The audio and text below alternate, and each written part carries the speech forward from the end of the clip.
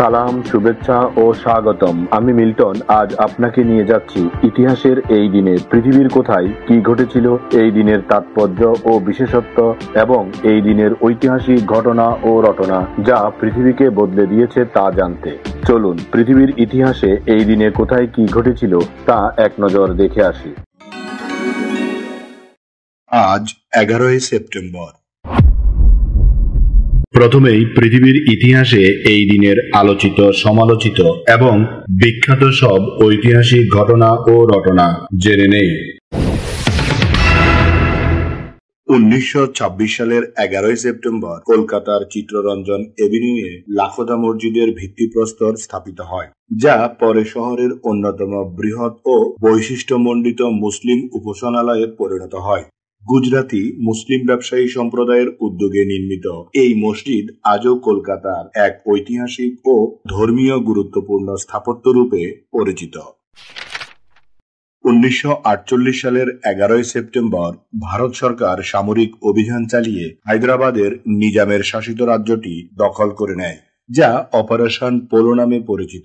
এই অভিযানের মাধ্যমে হায়দ্রাবাদ রাজ্যকে ভারতের অন্তর্ভুক্ত করা হয়। এটি স্বাধীন ভারতের একটি গুরুত্বপূর্ণ রাজনৈতিক পদক্ষেপ হিসেবে বিবেচিত হয়। 1970 সালের 11ই সেপ্টেম্বর ইসলামী দেশগুলোর সহযোগিতা ও ঐক্য বৃদ্ধির লক্ষ্যে ইসলামী সম্মেলন সংস্থা প্রতিষ্ঠিত হয়। এটি বিশ্বের মুসলিম জাতিগুলোর মধ্যে পারস্পরিক সহযোগিতা, সংহতি ও শান্তি প্রতিষ্ঠার জন্য গঠিত একটি গুরুত্বপূর্ণ আন্তর্জাতিক সংগঠন। 1973 সালের 11ই সেপ্টেম্বর চিলির নির্বাচিত সরকার প্রধান ও প্রগতিশীল নেতা সালভেদর আলেন্দেকে সশস্ত্র প্রতিবিপ্লবীরা নির্মমভাবে হত্যা করে। এই সামরিক অভ্যুত্থানের মাধ্যমে গণতান্ত্রিক সরকারকে উৎখাত করা হয় এবং চিলিতে জেনারেল আগস্তো পিনোচের নেতৃত্বে এক দীর্ঘকালীন স্বৈরশাসনের সূচনা ঘটে। 1991 সালের 11ই সেপ্টেম্বর সোভিয়েত ইউনিয়ন আনুষ্ঠানিকভাবে কিউবা থেকে সোভিয়েত বাহিনী প্রত্যাহারের ঘোষণা দেয়। স্নায়ুযুদ্ধের পরবর্তী সময়ে এই সিদ্ধান্তটি ছিল সোভিয়েত প্রভাব বিস্তারের অবসানের এক গুরুত্বপূর্ণ ধাপ, যা বৈশ্বিক কূটনীতি ও কিউবার রাজনৈতিক পরিস্থিতিতে গুরুত্বপূর্ণ প্রভাব ফেলে। 1893 সালের 11ই সেপ্টেম্বর মার্কিন যুক্তরাষ্ট্রের শিকাগো শহরে অনুষ্ঠিত প্রথম বিশ্ব ধর্ম মহাসম্মেলনে ভারতবর্ষের প্রতিনিধি হিসেবে স্বামী বিবেকানন্দ তার ঐতিহাসিক বক্তৃতা প্রদান করেন। তিনি তার বক্তৃতা শুরু করেন হৃদয় ছুঁয়ে যাওয়া অভিবাদনে।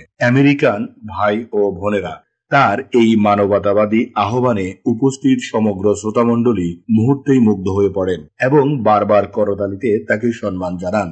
এই ভাষণ শুধু তাৎক্ষণিক প্রশংসাই নয়, বরং বিশ্ব দরবারে ভারতীয় দর্শন ও সংস্কৃতির গৌরব প্রতিষ্ঠা করে। এবার জেনে নেই এই দিনে জন্ম নেওয়া কিছু কিংবদন্তি ও অসাধারণ মানুষের কথা। প্রখ্যাত দৈনিক দ্য টাইমস পত্রিকার সম্পাদক টমাস বার্নেস 1785 সালের 11ই সেপ্টেম্বর জন্মগ্রহণ করেন। 1817 থেকে 1841 সাল পর্যন্ত তিনি সম্পাদক হিসেবে দায়িত্ব পালন করেন এবং দ্য টাইমস পত্রিকাকে তিনি একটি প্রভাবশালী ও নির্ভরযোগ্য সংবাদপত্রে পরিণত করেন। প্রখ্যাত মার্কিন ছোট গল্পকার ও হেনরি 1862 সালের 11ই সেপ্টেম্বর জন্মগ্রহণ করেন, যিনি মানব জীবনের হৃদয়স্পর্শী গল্প, চমকপ্রদ উপসংহার ও হাস্যরসপূর্ণ ভঙ্গির জন্য বিখ্যাত। ব্রিটিশ জ্যোতির্বিজ্ঞানী জেমস হফউড জিন্স 1877 সালের 11ই সেপ্টেম্বর জন্মগ্রহণ করেন। তিনি মহাবিশ্বের গঠন, নক্ষত্র জগৎ, মহাকর্ষ ও তাপ গতিবিদ্যার জটিল তথ্য ব্যাখ্যায় গুরুত্বপূর্ণ ভূমিকা রাখেন। আধুনিক ইংরেজি সাহিত্যের অন্যতম প্রভাবশালী কথাসাহিত্যিক ও কবি D.H. লরেন্স 1885 সালের 11ই সেপ্টেম্বর জন্মগ্রহণ করেন। তার রচনাগুলোতে মানুষের আবেগ, যৌনতা ও মনস্তত্ত্বের জটিলতা গভীরভাবে প্রতিফলিত হয়েছে। প্রখ্যাত জার্মান দার্শনিক, সমাজতাত্ত্বিক ও সাংস্কৃতিক সমালোচক থিওডোর আডর্নোর 1903 সালের 11ই সেপ্টেম্বর জন্মগ্রহণ করেন। তিনি ফ্রাঙ্কফুর্ট স্কুলের একজন প্রধান সদস্য হিসেবে আধুনিক সমাজ, সাংস্কৃতিক শিল্প ও গণমাধ্যমের সমালোচনায় গুরুত্বপূর্ণ অবদান রেখেছেন। বাঙালি কবি সুফি মোতাহার হোসেন 1907 সালের 11 সেপ্টেম্বর জন্মগ্রহণ করেন, যিনি বাংলা সাহিত্যের একজন সুপরিচিত কবি ও সাহিত্যিক। তার কবিতায় মানবতা, প্রেম ও সামাজিক দায়বদ্ধতার প্রতিফলন স্পষ্ট। বাংলাদেশের একজন জনপ্রিয় ও প্রতিভাবান কণ্ঠশিল্পী কনক চাপা 1969 সালের 11 সেপ্টেম্বর জন্মগ্রহণ করেন। তার সুমধুর কণ্ঠ ও হৃদয়স্পর্শী গানের জন্য তিনি সঙ্গীত প্রেমীদের কাছে বিশেষভাবে সমাদৃত। ভারতীয় বাঙালি লোকসঙ্গীত শিল্পী ও লোকসঙ্গীত গবেষক কালিকা প্রসাদ ভট্টাচার্য 1970 সালের 11 সেপ্টেম্বর জন্মগ্রহণ করেন। বাংলা লোকসঙ্গীতের ধারা সংরক্ষণ ও জনপ্রিয় করার ক্ষেত্রে তার অবদান অনস্বীকার্য। তার কণ্ঠ ও গবেষণার মাধ্যমে লোকসঙ্গীত এক নতুন মাত্রা পেয়েছিল। স্মরণ করছি এই দিনে চলে যাওয়া কিছু কিংবদন্তি ও অসাধারণ মানুষের কথা।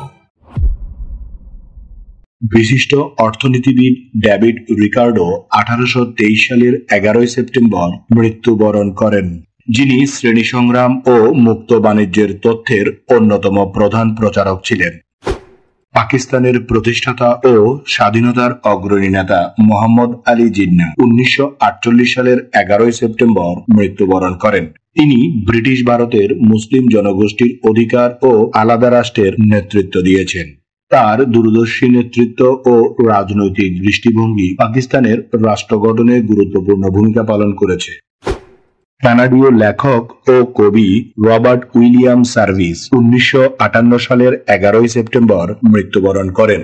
তার রচনাগুলোতে প্রকৃতি, কঠোর জীবন ও সাধারণ মানুষের সংগ্রামের চিত্র অতি প্রাণবন্তভাবে ফুটে উঠেছে। সোভিয়েত ইউনিয়নের রাষ্ট্রনায়ক নিকিতা ক্রুশ্চেভ 1971 সালের 11 সেপ্টেম্বর মৃত্যুবরণ করেন, যিনি কূটনীতি ও অর্থনীতির মাধ্যমে সোভিয়েত ইউনিয়নের আধুনিকায়নে গুরুত্বপূর্ণ ভূমিকা পালন করেন। প্রতিবাদী রাজনৈতিক নেত্রী মণিকুন্তলা সেন 1987 সালের 11 সেপ্টেম্বর মৃত্যুবরণ করেন। তিনি সমাজের পিছিয়ে পড়া জনগোষ্ঠীর অধিকার রক্ষায় সক্রিয় ছিলেন এবং শ্রমিক আন্দোলন ও নারী অধিকার আন্দোলনে গুরুত্বপূর্ণ ভূমিকা পালন করেন। এবার এই দিনের বিশেষ দিবস ও উৎসবের গল্প শুনি।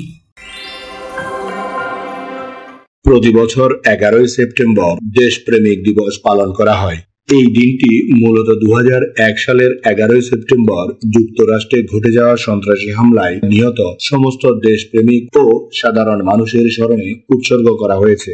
দেশপ্রেমিক দিবস উপলক্ষে শহীদদের প্রতি শ্রদ্ধা জানানো হয় এবং তাদের ত্যাগের কথা স্মরণ করা হয়।